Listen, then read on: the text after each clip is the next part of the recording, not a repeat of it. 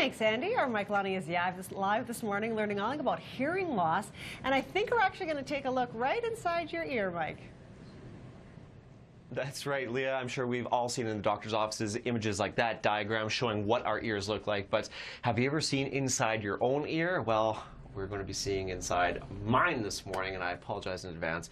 I don't know what, Ira, with Beltone Hearing Clinic, I don't know what's in there. I'm a little bit nervous. This is normally when I would say, hey, cameraman Nick, let's look in your ears. But he's got to run the camera, so I guess there's no one else but me. We're going to find out. So, Marianne, why don't you do the honors? Do we have to give a warning to people at home? That, no, this won't be too gross. No. Okay, what can we expect? So we're going through the canal. You're going to see a lot of hair in your ear, and there is the eardrum right there. And we're just going to capture that very quickly.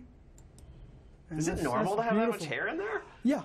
You know, you should see my ear. I've got lots more hair than you do. We call that selective hearing, right? As you get older, you get more hair. Okay, so let's take a look. Okay, Can you show us a picture of what you snapped? And so basically, you're looking at your eardrum, okay, and it's kind of grayish pink, which is perfectly normal. What are the white And the white thing bulbs? over here is the malleus, and that's the largest bone of the ossicular chain. It attaches to the eardrum, which then connects to the incus and the stapes, which goes into the inner part of your ear, and that's how sound travels through that ossicular chain. So that's normal. Those whites. Yeah, that's not you want to something see that. that. If it's not there, then we've got a problem. Okay, let's talk about the do you see any wax in there? Well, you've got little bits of wax all around, which is perfectly normal because the wax is supposed to be there to protect your ear from bacteria. Really? Yeah. So that leads to the question: people clean their ears with quite often swabs. Yeah. What should you be doing to get that wax out? First of all, the first thing I learned my very first day in an audiology class was never put anything smaller than your elbow in your ear.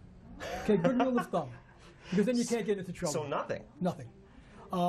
If you shower, you tip your head up, let the water flush out any loose wax, and it dries out. If you see that you've got a lot of wax, best place to go is see your family doctor and have him clean it out professionally. And mine looks okay though when it comes to wax? Your ear is absolutely perfect. Okay. Got a really nice ear. I got a nice ear. A nice ear. So it looks good, but the question is, how well does it work? Okay. You're going to be putting me in this booth in a few moments, and you're actually going to be doing some tests. What are we going to be doing during the commercial break? We're going to do a hearing test. Okay. We're going to test your ears. We're going to have you tested at different frequencies and find the softest sounds that you can hear at each frequency. We're going to plot it on an audiogram. Okay. And then we're going to talk about the results. Okay. And then we're going to be, if you have a hearing loss, we'll be able to show everyone out there what your hearing loss sounds like.